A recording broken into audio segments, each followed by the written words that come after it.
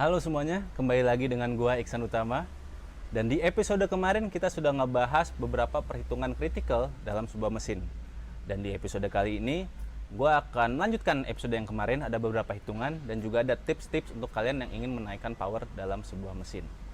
Dan dari opini gua, untuk menaikkan sebuah power dalam mesin itu mempunyai dua komponen, cylinder head dan juga cylinder block. Dan yang memberikan kontribusi terbesar untuk menaikkan power itu ada di cylinder head. Dan untuk menaikkan ketahanan daya tahan mesin ya dan reliability itu ada di cylinder block. Kenapa sih cylinder head? Ya, nanti gue akan jelasin kenapa cylinder head akan menaikkan power lo. Dan yang pasti buat teman-teman, menaikkan sebuah power itu pasti akan menaikkan sebuah resiko. Kenapa? Nah, inilah penjelasan dari gue.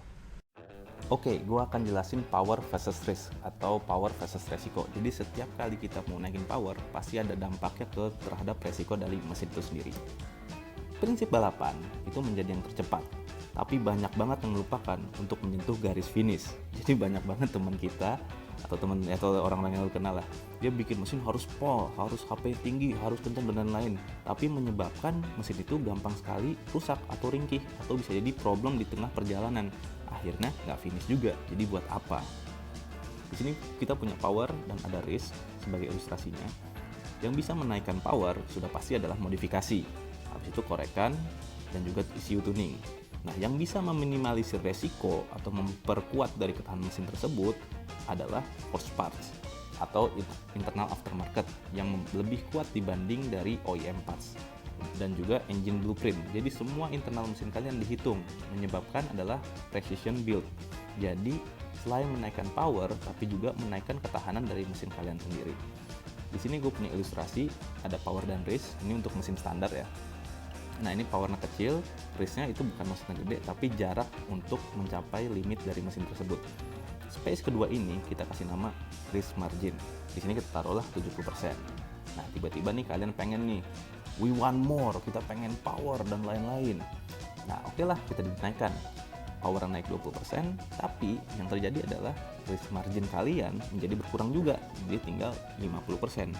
Terus kalian pengen naikin lagi, pengen power lagi, gedein lagi, naikin busnya, bla bla bla.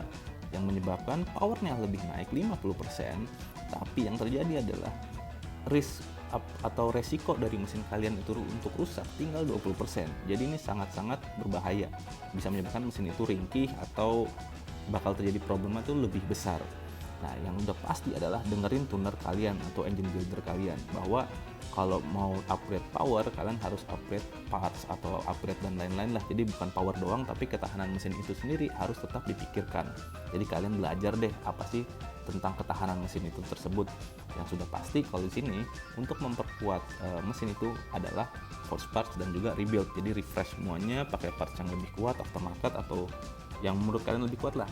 Itu yang menyebabkan bukan power turun, tapi ketahanan mesinnya naik lagi 20%. Jadi space kalian itu dengan kerusakan ada marginnya 40%. Yang artinya oke, dari banding 20%, 40% lebih aman. Jangan sampai kalian kenceng tapi jarang finish. Yang ada menang kagak, tekor iye. Ini adalah lubang port kita. Ya, ini bisa di porting polish tuh ini. Dan ngeporting polish itu katanya membesarkan lubang ini untuk memberikan efek angin yang jauh lebih banyak masuknya ke dalam mesin, karena membuat mesin NA itu jauh lebih susah dibanding kita bikin mesin turbo. Dan kita porting bukan berarti makin gede itu makin baik, karena terlalu besar juga ada yang bilang powernya ngepos. Betul. Kenapa? Gue jelasin lagi kenapa kayak begitu. Jadi bukan terlalu gede itu selalu bagus, karena semuanya ada perhitungannya. Gue akan mengilustrasikan tentang jelasnya porting itu kayak gimana.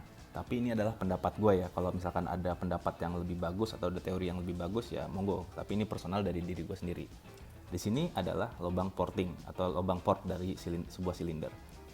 Ini udaranya masuk ke dalam combustion chamber. Dari intake sebelah kiri masuk ke combustion chamber sebelah kanan atau ada klepnya lah ya. Nah, tugas dari porting itu adalah memperbesar diameter ini hitungan mili. Jadi nggak terlalu besar juga, jadi hitungan mili yang bisa menyebabkan udara yang masuknya sekian bisa bertambah menjadi lebih banyak ke dalam combustion chamber. Tapi dalam sebuah mesin, semakin besar itu tidak selalu menjadi semakin bagus. Kenapa? Karena ada teorinya dalam CSM atau flow. Itu ada pressure dan juga ada velocity. Maksudnya adalah di sini adalah rumusnya V1, P1 akan berubah menjadi V2, P2. Jadi diferensiasi antara dari awal dan menjadi akhir. Jadi bukan selalu semakin gede itu semakin bagus, karena kita harus menghitung hasil akhirnya itu berapa.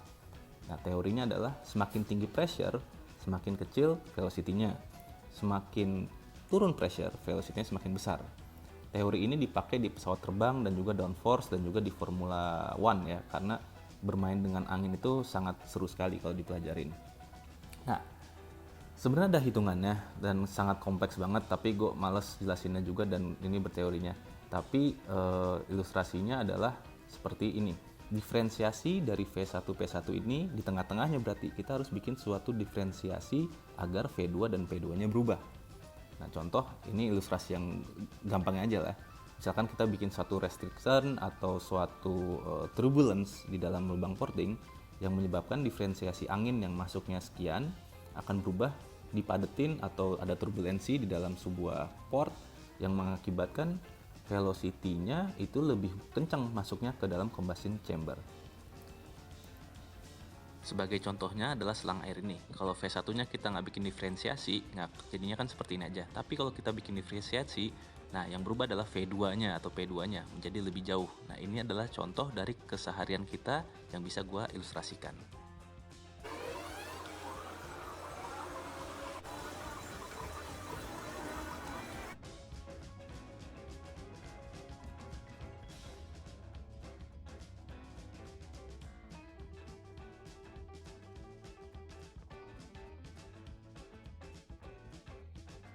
Tidak hanya headnya saja yang kita porting, tapi bloknya pun kita porting. Nah, kenapa kita porting? Di sini terdapat bagian-bagian kasar seperti ini. Ini kita sebutnya adalah kulit jeruk. Karena terbuat dari casting, jadi memang permukaannya tidak halus. Nah, ini semua harus kita haluskan agar olinya tuh cepat turun ke oil pan. Dan juga dulu gue pernah menjalankan oil analyzer, terdapat beberapa partikel blok yang tercampur dengan oli. Mungkin karena vibrasi ataupun karena panas, jadi dia rontok ke bawah dan tercampur dengan oli. Ini sangat berbahaya juga untuk metal kita atau bearing kita. Ya, nambah pekerjaan sedikit tapi hasilnya bisa lebih maksimal. Ini adalah hasilnya. Bisa dilihat sebelah kiri dan sebelah kanan. Yang kanan udah kita porting dan sudah halus. Nah, ini olinya makin cepat turunnya karena permukaannya licin. Kita akan melakukan balance weight, yaitu mengukur berat dari piston, conrod, dan juga pinnya. Ini kita lakukan satu persatu dari silinder nomor 1 sampai silinder nomor 6. Jadi fungsinya biar nanti pada saat mesin kita berputar, vibrasinya itu tidak terlalu banyak. Jadi kita timbang satu persatu, cari titik yang paling terendah, itu akan menjadi benchmark kita. Jadi komponennya nanti kita korek atau kita kurangi bebannya semendekati dari yang paling terendah tersebut. Itulah objektif kita untuk menimbang berat dari masing-masing internal mesin kita.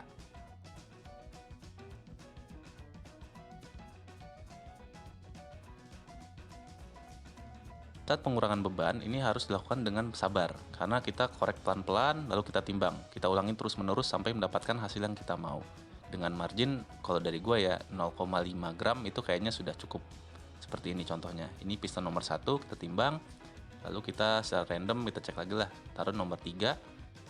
Kalau angkanya sama persis ya berarti pengerjaannya sangat-sangat sukses. Tapi kalau misalkan masih ada margin 0,5 perbedaannya, menurut gue itu masih relevan. Jadi nggak perlu sama persis karena ini pekerjaannya sangat memakan waktu sekali. Jadi kalian benar-benar harus sabar dan laten lah dalam pengurangan beban dari masing-masing internal combustion chamber kita.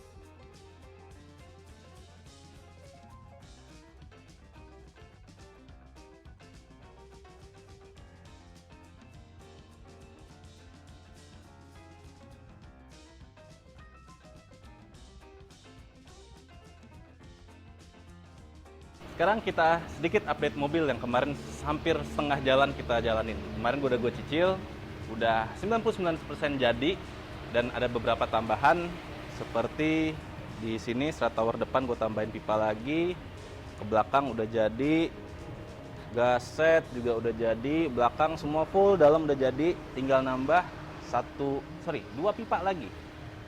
Ada down bar itu dari atas sini ke bawah, samping situ. Pipa ini kita juga tambahin sama crossbar, karena mau bikin rally ternyata regulasinya harus tambah silang di atasnya. Ini kita tambahin satu pipa lagi. Dan lubang-lubang ini akan gua tutup karena nanti firewall itu harus tertutup. Kenapa? Karena nanti gue pengalaman kemarin mobil gue kebakar ya, dan ada beberapa lubang yang gue nggak tutup. Ternyata kalau mobilnya kebakar dan kita lagi jalan, itu apinya kayak flamethrower ke dalam.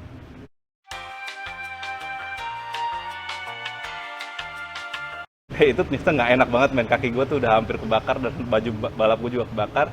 Jadi bolongan-bolongan ini kita tutupin. Nah, ada beberapa yang gue tandain ini untuk jalur kabelnya nanti. Sama di situ jalur kabelnya juga. Kita akan bikin ini semi wartak lah, sebisa mungkin gue bikin serapi mungkin. Dan untuk bagian yang kita potong waktu itu, ini kita akan tutup dengan fiber ini. Jadi udah jadi, kelihatan nggak sih? Ya gitu. Jadi ini nanti akan nutupin lubang di sini. Ya nggak kelihatan kan lubangnya, dan kita ngerjainnya juga rapi. Kalau ini pecah ya kita tinggal dempul atau bikin fiber lagi, nggak terlalu mesti ketok-ketok plat-platnya. Fiber ini gue dapat dari temen gue di Jogja, Mas Ariel. Thank you banget Mas Ariel udah bikinin fiber untuk mobil gue. Sekarang tinggal pengerjaan ngecat. Tadinya gue pengen ngecat sendiri pakai Pilox, cuman itu makan waktu dan gue takut hasilnya kurang bagus. Jadi kalau misalkan masalah cat-catan itu kan kalau jelek kita harus ngecatnya terus dibongkar lagi dan lain-lain. Jadi mendingan gue bawa ke tempat cat aja deh biar proper. Dan jadi nggak malu-maluin amat lah hasilnya, walaupun semurah mungkin tapi memang harus tetap cakep. Kita akan bawa ke tempat teman gua, nanti kita akan update lagi prosesnya di pengerjaan di tempat teman gua. So far sampai sini dulu aja. Tetap semangatin gua karena ternyata bikin YouTube tuh susah banget, dan jangan kemana-mana, tungguin terus episode berikutnya.